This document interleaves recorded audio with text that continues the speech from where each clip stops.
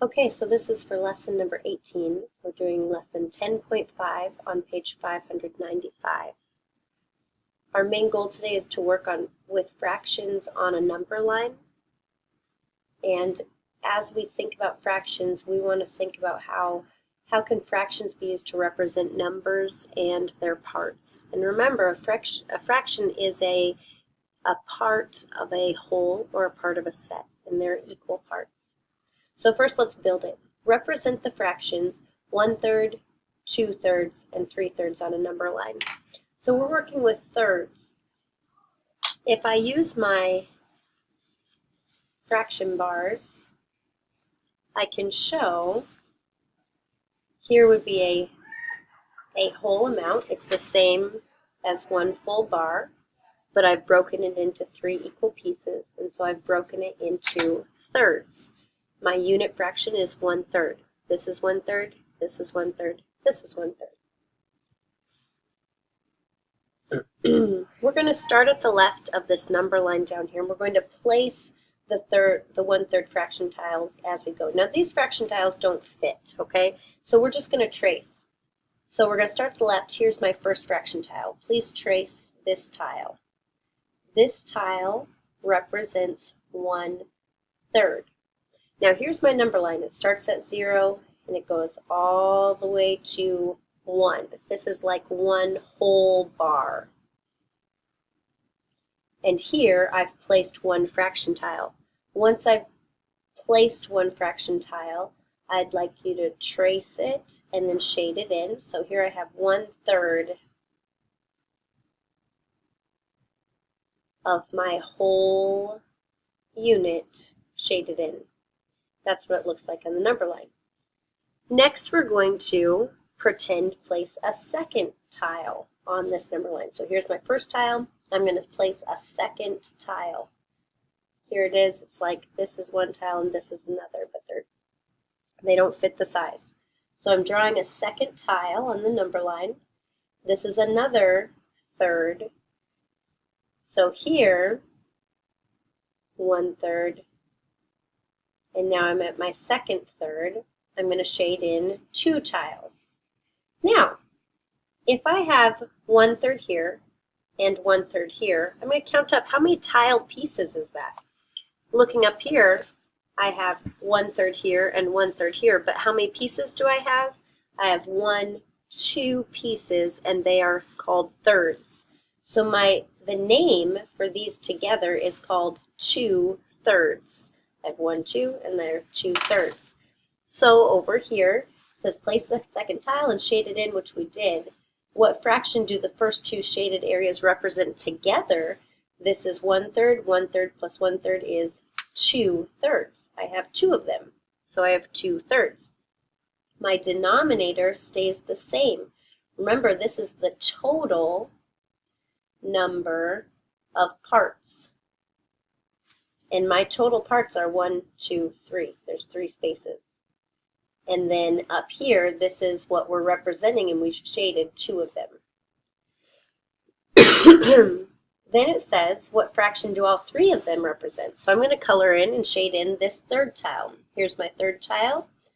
It also is 1/3. I'm going to shade it. Now let's count how many tiles I have. 1, 2, 3. Since I have 3 tiles, I have 3 thirds. All of these tiles are thirds, and so I have 3 thirds. There are 3 of them. How many parts does each fraction represent? 1/3 is equal to 1 part out of the 3. 2/3 is equal to 2 parts out of the 3. And finally, 3/3 is equal to 3 parts out of the 3. Please turn to the next page.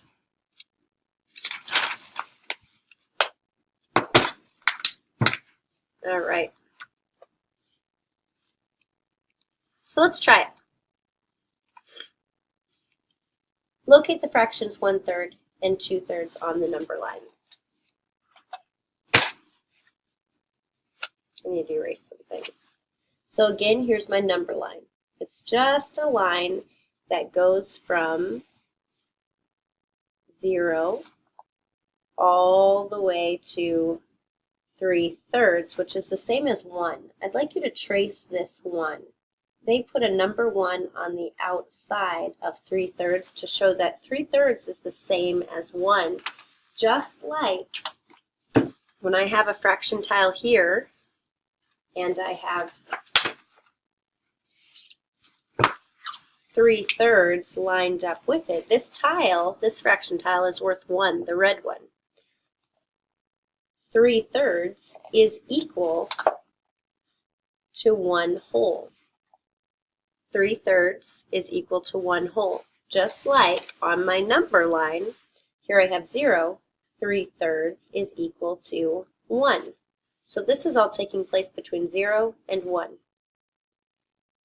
Okay, make a tick mark on the number line to show the other end point. Between 0 and 1/3, I'm going to make a tick mark where it comes to it. This is a segment. This is one piece. This fraction is called 1/3. Then it says from one end point of the two fraction tiles, that represents 2/3. So I need to put another tick mark. One tick mark is at the 0, and the other tick mark shows where my 2/3 is. So I'm putting circles. I have a mark here and here. This shows one segment, and a mark here and here. This shows our second segment. This represents 1/3, 2/3. I'm at 2/3, and then finally, this next section is 3/3. We labeled our fraction. Where would you place the tick mark for the fraction 3/3? Explain. We're just going to talk about this. My tick mark for 3/3, would it go in the middle of my tile? No. We want the tick mark to take place at the end of it. So here is my whole tile, and the tick mark is at the very end of it. So this segment from here to here is worth 1/3. My tick mark for 2/3 is at the end of the 2/3 of the second third tile. And so my tick mark for 3/3 is going to be at the end of the third fraction bar.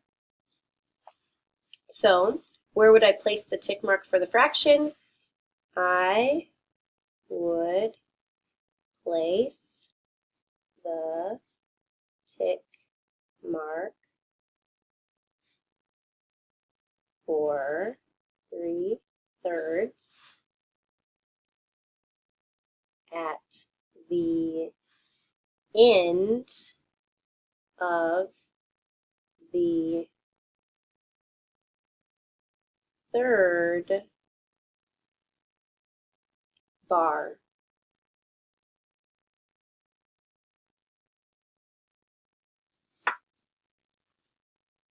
We also want to say what that 3/3 mark is equal to.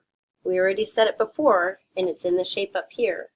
3/3 we know is equal to 1. So my tick mark is going to be at the 1. It is at the 1 point. Period. Number 2, be precise. Sam is making a number line and wants to mark a point for 3/4 on the number line. Into how many parts should he divide the number line? Explain. Okay, so Sam wants to use a number line and he wants to have the fractions for 3/4. Well, I know how many parts my number line should be divided in because I know the total number. And would the total number be found in the numerator or the denominator?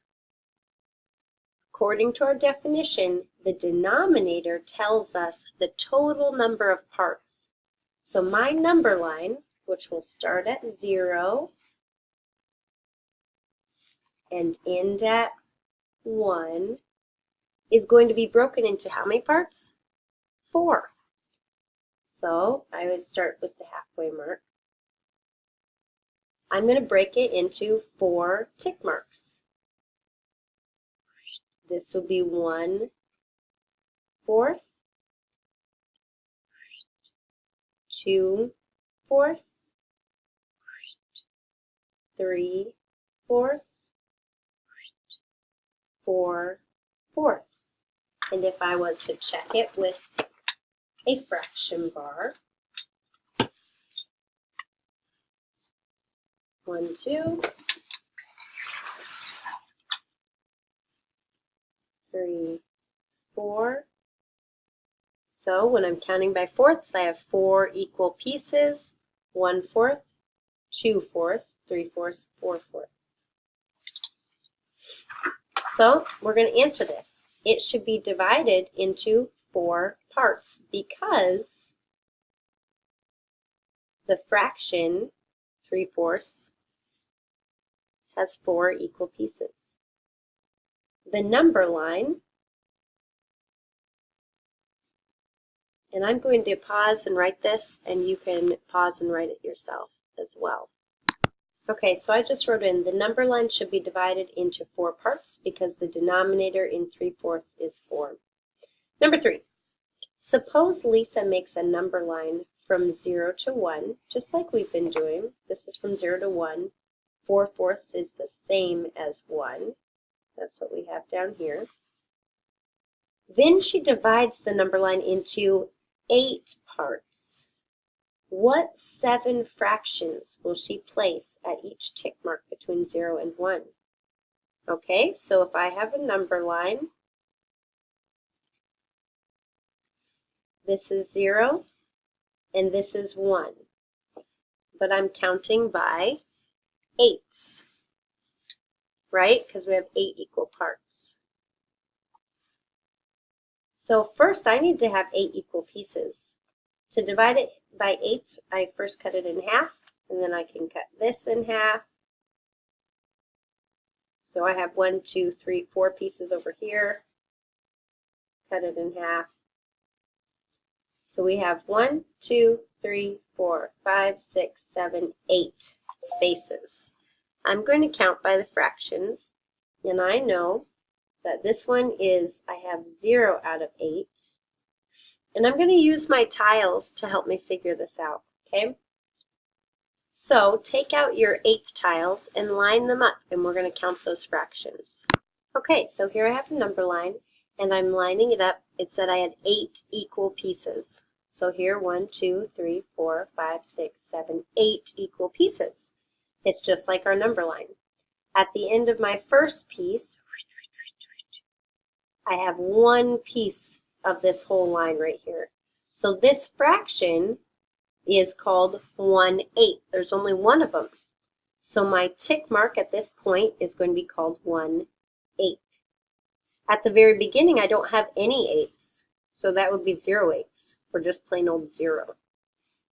Okay? Here I'm at the end of my second tile mark. Right? It lines right up with it. So from here to here, I have 1, 2 pieces. So this one is called 2/8. And it's going to continue on. So as we go down, I have 1, 2, 3, 4, 5, 6, 7, 8. There are 8 8s at the far end because there's 8 total pieces at the end, which is the same as the number 1. This number line goes from 0 all the way to 1. I'd like for you to figure out what are the names of the other fractions that are going to be between 0 and 1 on this fraction bar. You can complete this one on your own and put your answer into your book.